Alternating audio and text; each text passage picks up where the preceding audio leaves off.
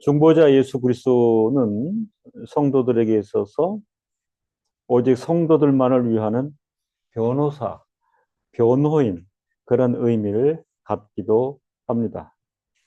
중보자, 중개자에 해당하는 히브리어 멜리츠는 구약 성경에서 중보자라는 표현으로 존재하지는 않습니다. 이 단어를 사용한 구약 성경의 예는 욥기서에서 볼 수 있는데 욥기서 16장 19절에 지금 나의 증인이 하늘에 계시고 나의 보인이 높은 데 계시니라. 이게 증거 구절이 되겠습니다. 구약 성경에서 중보자를 표현할 때 멜리츠 이 히브리어를 사용하였는데 욥기서에서는 지금 나의 증인이 하늘에 계시고 나의 보인이 높은 데 계시니라. 증인이 되어 주신다. 이렇게 표현을 하죠.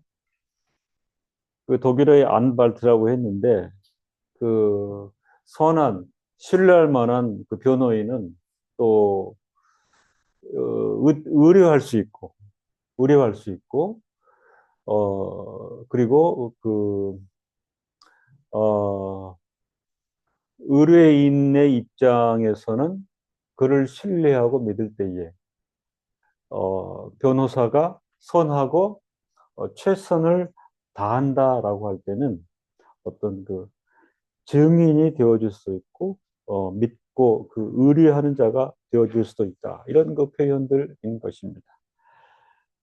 헬라어 메시테스는 신약성경 디모데서에서 확인할 수 있겠습니다. 분명하게 중보라고 표현이 되어 있죠. 그래서 디모데전서 2장 5절에 보면 하나님은 한 분이시오. 또 하나님과 사람 사이에 중보도 한 분이시니 이때 그 헬라어가 메시테스입니다. 곧 사람이신 그리스도 예수라 이렇게 그 표현할 수 있겠습니다. 예수 그리스도의 중보자직에 대한 그 용어를 이런 방식으로 우리가 살필 수 있겠습니다. 그렇다면 구체적으로 중보자인 예수 그리스도의 중보자 사역은 어떠한가를 살펴보겠습니다. 예수 그리스도는 하나님과 사람 사이의 중보자. 어차피 그 중보자가 그 두 대상 사이에 중개자의 성격을 가지고 있죠. 그래서 하나님과 사람 사이의 중보자라 이렇게 표현할 수 있습니다. 디모데전서 2장 5절에 하나님은 한 분이시요 또 하나님과 사람 사이의 중보도 한 분이시니 곧 사람이신 그리스도 예수라 이렇게 분명히 표현하고 있습니다. 예수 그리스도는 중보자이십니다. 예수 그리스도는 중보자로서 이런 표현이 가능하죠. 사람들에게 있어서는 하나님을 대신하시며 하나님께 있어서는 사람들을 대신하신다. 개역신학이 표현하는 중보자직의 표현이 사람들에게 있어서는 하나님을 대신하시며 하나님께 있어서는 사람들을 대신하신다. 사람들에게 하나님을 대신하시며 하나님이신 예수 그리스도 자신은 또한 하나님을 대신하신다. 하나님의 명령과 위임을 받아 사람들에게 드러나시며 이런 뜻이죠. 하나님께 있어서는 사람들을 대신하신다. 그러므로 그리스도께서 친히 사람이 되신 것입니다. 하나님의 진노와 심판의 대상이었던 사람들에 대하여 그 사람들의 속죄를 위하여 스스로 희생 제물이 되어지심으로 택한 백성을 구원하셨습니다의 내용이 하나님께 대하여 사람들을 대신한다 하는 것의 설명이 되겠습니다.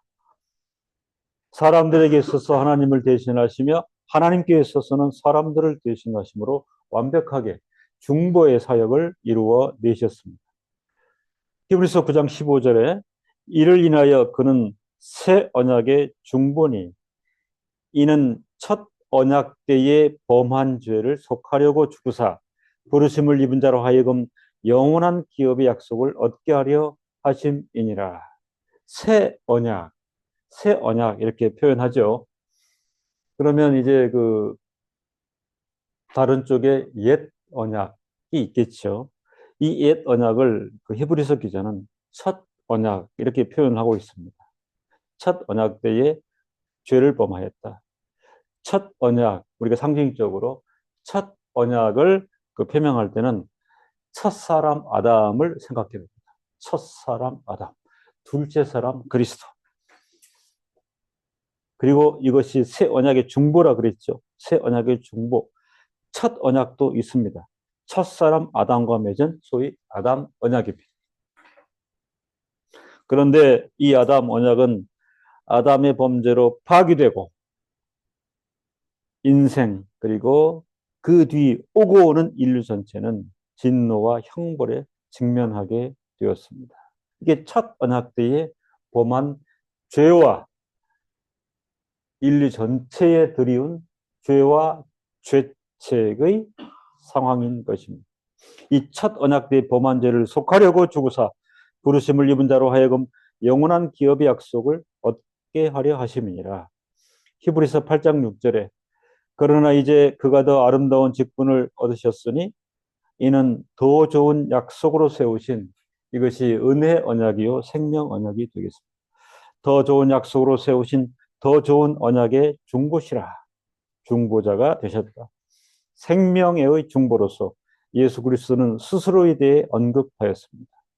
요한복음 14장 6절 생명의 중보로서 둘째 사람 예수 그리스도는 은혜 언약의 주체로서 내가 곧 길이요 진리요 생명이니 나로 말미암지 않고는 아버지께로 올 자가 없느니라. 구속의 중보자가 되셨다. 길이요 진리요 생명이라 이렇게 표명하고 있습니다. 언급되어지고 있는 새 언약, 더 좋은 언약, 구원 언약, 은혜 언약, 생명 언약의 주체이신 예수 그리스도에 대해 사도 베드로는 다음과 같이 고백하였습니다. 사도행전 4장 12절에 다른 이로서는 구원을 받을 수 없나니 천하 사람 중에 구원을 받을 만한 다른 이름을 우리에게 주신 일이 없습니다. 다른 이로서는 구원을 받을 수 없으니 천하 사람 중에 구원을 받을 만한 다른 이름을 우리에게 주신 일이 없습니다. 새 언약의 주체이신 예수 그리스도. 성도 여러분, 이 말씀은 어, 놀라운 어떤 그 신비와 비밀이 담겨 있거든요. 기독교가 구원 종교입니다. 그죠? 예, 구원을 받는다. 구원을 베푼다.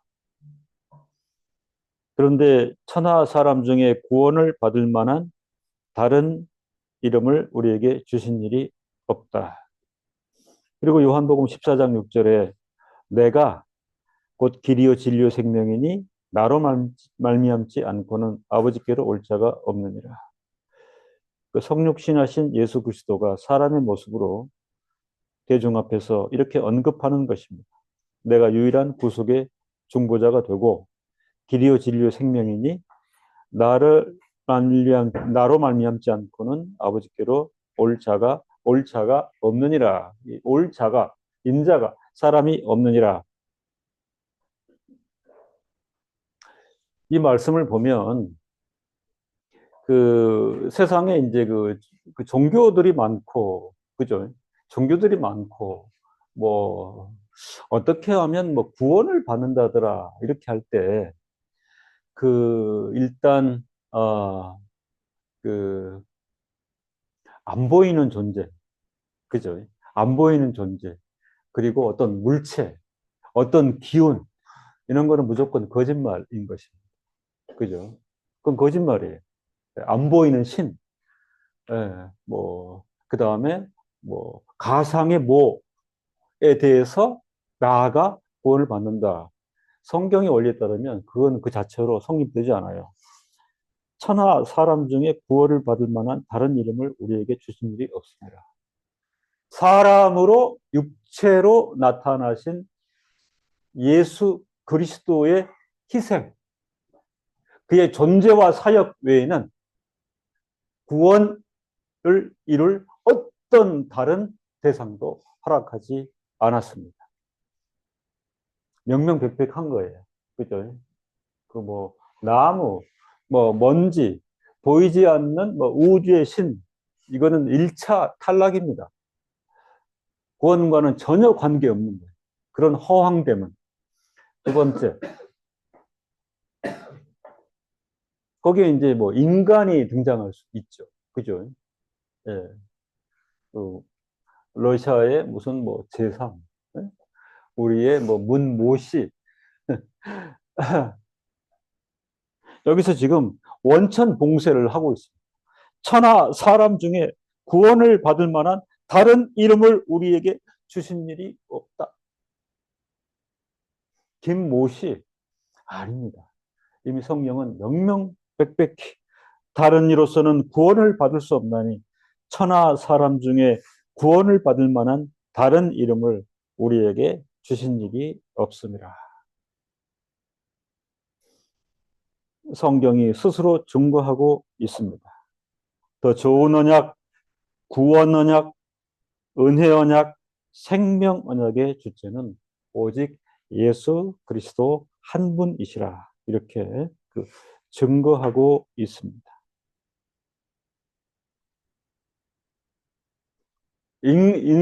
인생들이 허탄하고 인생들이 어리석은 거예요. 그죠? 그래서 성경은 이렇게 말하고 있는데도 싹 빨려 들어가잖아. 뭐, JNS.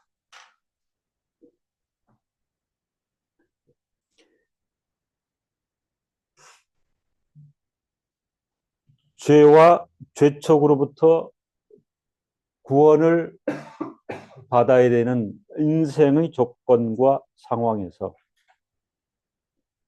이 죄와 죄책의 문제를 해결하고 구원을 얻을 수 있는 방식은 더 좋은 언약, 구원 언약, 은혜 언약, 생명 언약의 주체이신 예수 그리스도 한 분이시라. 이게 중보자 사역의 핵심입니다. 중보자에게 있어서 구체적인 중재 역할은 중보자로서 그리스도는 하나님과 사람 사이에 서 계실 뿐만 아니라 그 사이에서 중재의 역할을 하십니다. 중보, 중재라는 단어는 하나님과 사람들 사이에 넓고 깊게 갈라진 틈이 있어서 그 위에 다리가 놓이고, 그죠? 그 위에 다리가 놓이고, 죄와 죄책은 속죄되며, 또한 불화는 종결되어야 한다를 위해 쓰이는 개념인 것입니다. 중보는 이렇습니다. 하나님과 인간 사이, 아담의 범죄와 그 이후에 인류의 모든 죄와 허물을 인하여 오직 하나님의 정죄와 심판이 임하고 인간 모두는 하나님의 정죄와 심판의 대상일 뿐으로 전락하였는데 그리스도의 중보로 말미암아 죄와 죄책은 속죄되며 불화는 종결되었다 하는 것이 중보자에게 있어서 구체적인 중재 역할이요.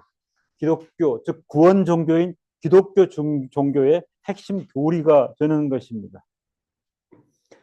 구약 성경에 있어서 중보자 직분이 중요합니다. 구약 성경에 의하면 중보자는 하나님 앞에서 죄를 범한 사람을 위해 중보 기도나 또는 자기 자신을 희생하는 것을 통해 도와주는 역할을 할 수 있습니다. 구약 성경에 있어서 중보자의 기능은 무엇인가? 출애굽기 32장 30절로 32절이 명백하게 이 사실을 구약 성경에 있어서 중보자 직분을 알려줍니다. 시내산에서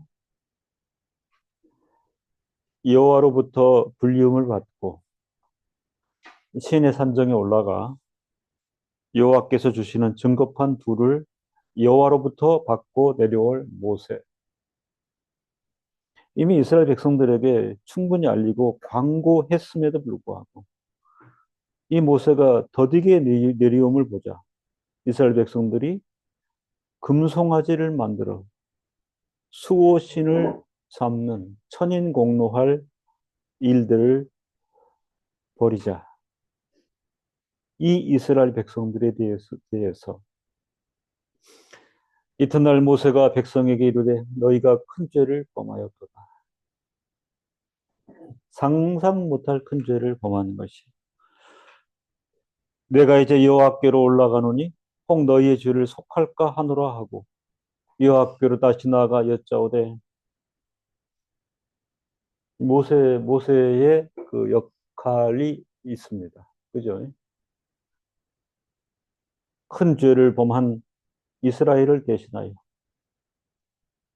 내가 이제 여호와께로 올라가노니 혹 너희의 죄를 속할까 하노라 하고 여호와께로 다시 나아가 여짜오되 슬프도소이다. 이 백성이 자기들 위하여 금신을 만들어 싸우니 큰 죄를 범하였나이다. 그러나 합의하시면 구약의 중보자 직분이죠. 이제 그들의 죄를 사하시옵소서. 그렇지 않사오면 원컨대 주의 기록하신 책에서 내 이름을 지워버려 주옵소서. 저에게 저주를 주시더라도 이스라엘 백성들을 용서하여 주옵소서. 구약 성경에 있어서 중보자 직분이 표명이 되어지고 있습니다. 중보자에 대한 구약 성경의 관점은 장차 중보자 예수 그리스도를 통해서 이 중보자 직분이 온전히 성취되는 것을 알려주고 있습니다. 하나님의 영원한 구원의 경륜, 즉 구속 언약, 은혜 언약이 그리스도 중보자 직분의 배후에 있는 것입니다. 비록 중보자로서 그리스도의 사역은 그가 이 세상에 올 때 가시적으로 시작되지만 인생들과의 관계에 있어서는 그죠? 사람의 모양을 입으실 때에 비로소 시작된 것처럼 보이지만 중보자 사역의 타당성과 능력은 신학이 이렇게 표현하죠. 중보자 사역이 지극히 필요하다. 그리고 그 일이 가능할 것이라 하는 것은 그리스도가 태어나기 훨씬 이전에 영원히 나타나셨습니다. 영원히 존재하시는 예수 그리스도.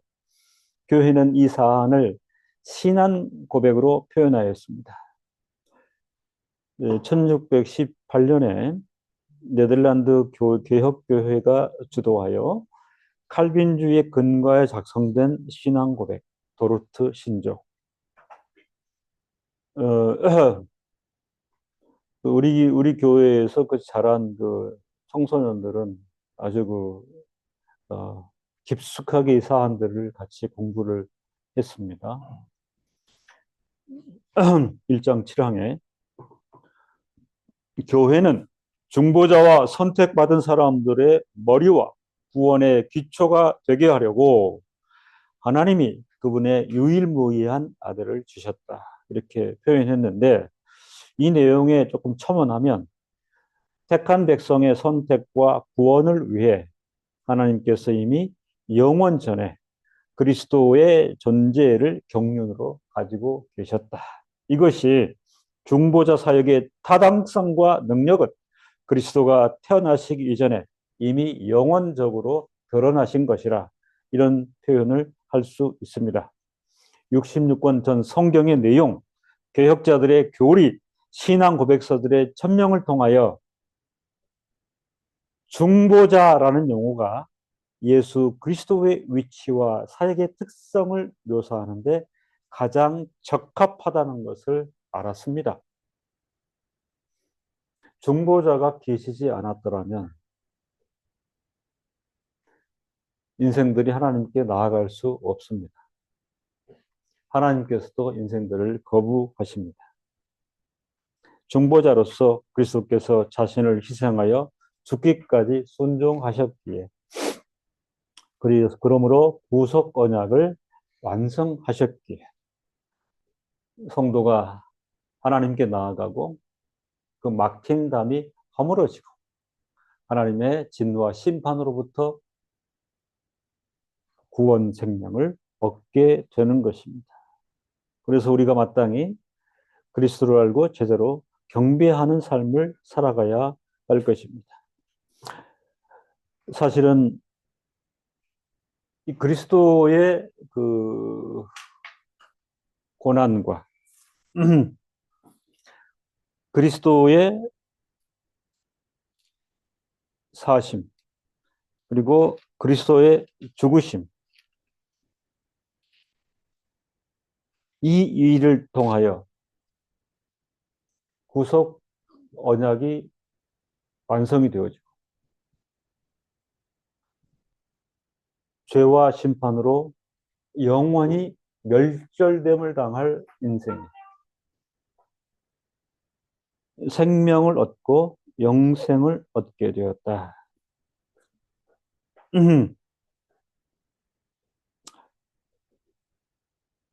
2000년 교회 역사 가운데 교회의 설교자들이 외치고 또 외치는 일을 계속하고 더 외쳐야 되는 근거가 여기에 있습니다. 외치고 또 외치고. 처음에는 외치는 자 앞에서 과연 저 얘기가 무슨 얘기인가, 무슨 소리인가, 반신반의 그렇게 했더라도 2000년 교회사 가운데 끊임없이 외치고 또 외칠 때 결국은 아, 그리스도가 그분이시구나. 그리고 그 그리스도가 나의 존재에 적용이 되어지는 그런 것입니다. 마태복음 그 27장 45절로 54절을 제가 읽고 마치겠는데 우리가 한번 집중해서 이 내용을 보십시다. 제6시로부터 온 땅에 어둠이 임하여 제9시까지 계속하더니 제9시 즈음에 예수께서 크게 소리질러 가라사대 엘리 엘리 라마 사박다니 하시니 이는 곧 나의 하나님 나의 하나님 어찌하여 나를 버리셨나이까 하는 뜻이라. 거기 섰던 자 중 어떤 이들이 듣고 가로되 이 사람이 엘리야를 부른다 하고 그 중에 한 사람이 곧 달려가서 해융을 가지고 신 포도주를 머금게 하여 갈대에 꿰어 마시우거늘 그 남은 사람들이 가로되 가만두어라 엘리야가 와서 저를 구원하나 보자 하더라. 예수께서 다시 크게 소리 지르시고 영원히 떠나시다. 이에 성소 휘장이 위로부터 아래까지 찢어져 둘이 되고 땅이 진동하며 바위가 터지고 무덤들이 열리며 자던 성도의 몸이 많이 일어나되 예수의 부활 후에 저희가 무덤에서 나와서 거룩한 성에 들어가 많은 사람에게 보이니라. 반신반의할 수 있고 과연 이게 무엇인지 이해도 안 되고 아니면 무시했던 많은 사람들이 이 파노라마를 목도하게 된 것입니다. 그죠? 2000년 오고 오는 교회 동안 설교자들은 외치고 또 외쳤어요.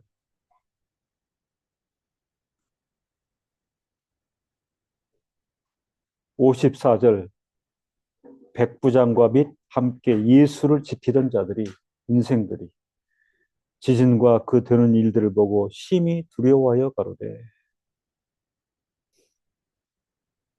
이제 고백하게 되는 거예요. 그렇잖아요. 구약의 율법 계시를 통하여 오실 예수 그리스도에 대한 예고를 들었던 바리새인들 그리고 서기관들, 제사장들 믿지 않았어요. 배척했어요. 거부했어요. 그리스도께서 공생애 동안 살아 복음을 전할 때도 그를 외면했어요.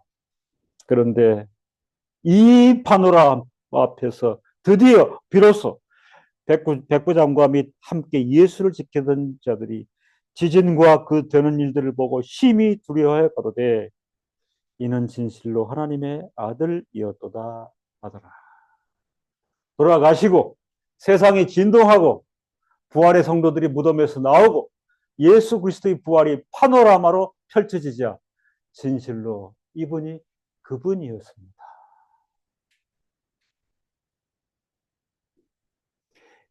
이 팩트와 이 진리에 오늘 우리 성도들도 동의하고 동감하고 혹 젊은 성도들에게 느낌이 덜 했다 하더라도 언젠가는 이 그리스도가 나의 구속주, 나 생명의 주요, 나의 부활과 영생을 담보하시는 중보자가 되심을 깨닫고 고백하게 될 것이라. 그 사실 앞에서 설교자는 외치고 죽을 때까지 또 외치는 것입니다. 기도하겠습니다.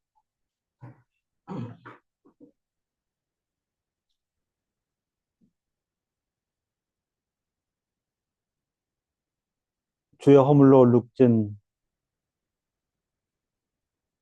우리를 대신하여 하나님이신 예수 그리스도께서 이 세상에 오셔서 고난당하시고 온갖 핍박 가운데 계시다가 우리의 주의 허물을 사하려 십자가에 돌아가시고 이 엄청난 진리의 파노라마를 역사적 교회가 확인하고 오고 오는 세월 동안 성경에 근거하여 설교자들이 외칠 때에 혹무시하고 거부하고 외면하던 인생들마저 이는 진실로 하나님의 아들이었도다 하는 생명의 고백을 감당할 수 있도록 오늘 이 시대의 교회 가운데서도 같은 은혜로 우리를 깨닫게 하시고 인도해 주시기를 간절히 소원합니다. 예수 그리스도 이름으로 기도합니다. 아멘.